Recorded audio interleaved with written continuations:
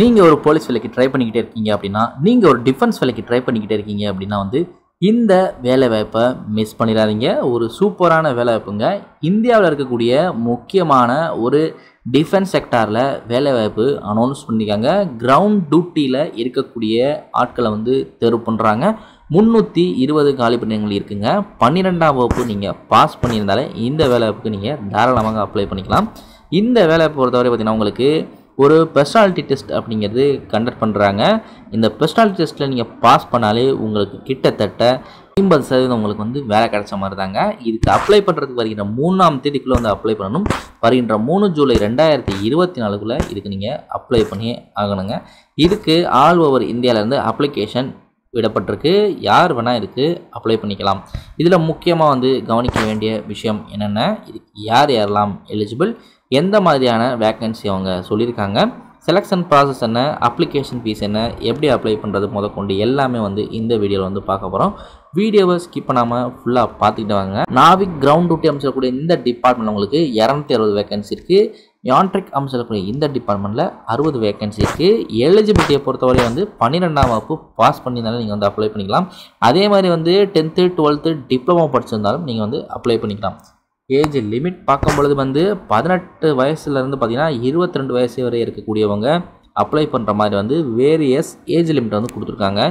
அதே நேரத்தில் பார்த்தீங்கன்னா ஏஜ் ரிலாக்ஸேஷன் டிஃப்ரெண்ட் கேட்டகரிக்கு பார்த்தீங்கன்னா டீட்டெயில்டாகவும் மென்ஷன் பண்ணியிருக்காங்க. இந்த ஏஜுக்குள்ளே இருக்கக்கூடிய யார் வேணால் இந்த வேலைக்கு அப்ளை பண்ணிக்கலாம். சேலரி பார்க்கும்பொழுது வந்து அப்ராக்சிமேட்டாக வந்து ஒரு 20,000 கிட்ட பார்த்தீங்கன்னா உங்கள் கையில் கிடச்சிரும்.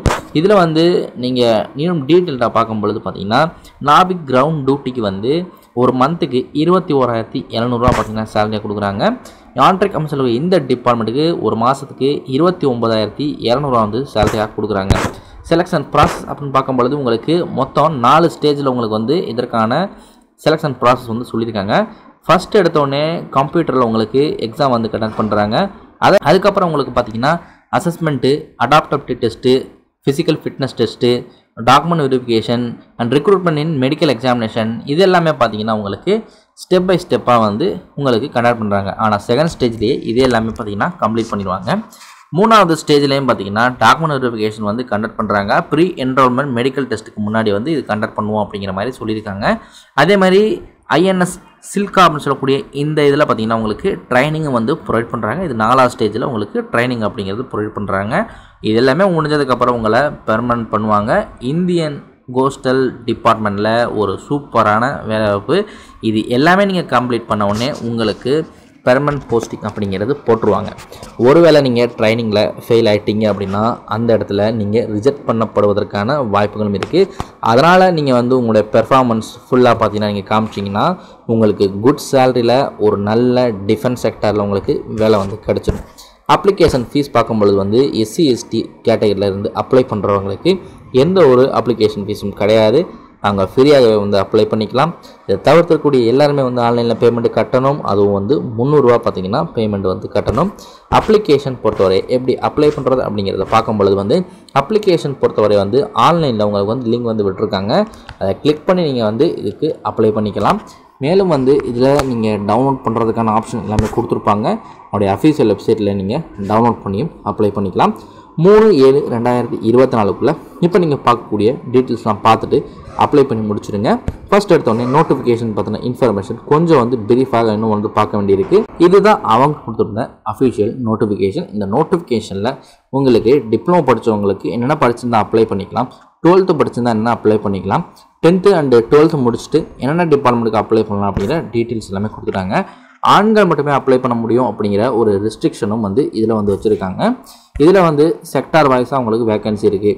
நார்த்து, வெஸ்ட்டு, அந்தமான் நிக்கோபார் தீவுகள், இந்த இடங்களெல்லாம் உங்களுக்கு வந்து வேக்கன்சி இருக்கும் அப்படிங்கிறத மென்ஷன் பண்ணியிருக்காங்க. இப்போ சவுத் எடுக்கும் பொழுது வந்து எந்த இடத்துல இருக்குது அப்படின்னு பார்த்தீங்கன்னா உங்களுக்கு வந்து சவுத்தில் வந்து அந்தமான் நிக்கோபார் அந்த இடத்துல மட்டும்தான் வந்து உங்களுக்கு மென்ஷன் பண்ணியிருக்காங்க. மொத்தம் எல்லாமே சேர்த்து வந்து 320 வேக்கன்சி இருக்குங்க. தமிழ்நாட்டில் பார்த்தீங்கன்னா ஈஸ்ட்டில் தான் வருது. ஈஸ்ட்டில் ஆந்திர பிரதேஷ், தெலுங்கானா, தமிழ்நாடு, புதுச்சேரி இந்த இடங்களில் தான் உங்களுக்கு வேக்கன்சி இருக்கும். இதே வெஸ்ட்டில் பார்த்தீங்கன்னா உங்களுக்கு வந்து என்ன சொல்லியிருக்காங்க அப்படின்னா வந்து வெஸ்ட்டில் வந்து உங்களுக்கு சத்தீஸ்கர், கேரளா, கர்நாடகா, கோவா இந்த மாதிரி இடங்கள்லாம் பார்த்தீங்கன்னா வரும். இதெல்லாம் பார்த்து வந்து நீங்கள் செலக்ட் பண்ணி கரெக்டாக வந்து அப்ளை பண்ணி இதில் வந்து செலக்ட் ஆகிக்கலாம். இதில் என்னென்ன கேட்குறாங்க அப்படிங்கிற ஃபுல் டீட்டெயில் பார்த்தீங்கன்னா அவங்க நோட்டிஃபிகேஷனில் இருக்குது. கீழே டிஸ்கிரிப்ஷனில் கொடுத்துருக்கேன். அதை கிளிக் பண்ணி வந்து நீங்கள் அப்ளை பண்ணிக்கோங்க. ஃபஸ்ட்டு ஷார்ட் லிஸ்ட் பண்ணவங்களை வந்து எக்ஸாம் கூப்பிடுவாங்க. அதை அப்ளை பண்ணி நீங்கள் நெக்ஸ்ட் ஸ்டேஜ் வந்து பாஸ் பண்ணிக்கிட்டே போங்க. உங்களுக்கு ஃபைனல் ஸ்டேஜில் உங்களுக்கு வந்து இந்த ட்ரைனிங் அப்படிங்கிறது கொடுப்பாங்க. அப்ளை பண்ணுறதுக்கு கோஸ்டல் வெப்சைட்டில் நீங்கள் 3/7/2024 அப்ளை பண்ணிக்கோங்க. அதுக்கான இன்ஃபர்மேஷனும் கொடுத்துருக்காங்க. ஃபுல்லாக செக் பண்ணிக்கோங்க. தேவையான ஆவணங்கள் எல்லாமே வந்து கேட்டிருக்காங்க. என்னென்ன தேவைப்படுது, இப்போ ஜிடிக்கு கிரவுண்ட் டியூட்டிக்கு என்ன தேவைப்படுது, அதே மாதிரி யாட்ரிக் அப்படின்னு சொல்லக்கூடிய கேட்டகரிக்கு என்ன தேவைப்படுது அப்படிங்கிற இன்ஃபர்மேஷன் எல்லாமே இருக்குது. கீழே டிஸ்கிரிப்ஷனில் ஃபஸ்ட் லிங்க் கொடுத்துருக்கேன். கிளிக் பண்ணி பார்த்துட்டு அப்ளை பண்ணிக்கோங்க.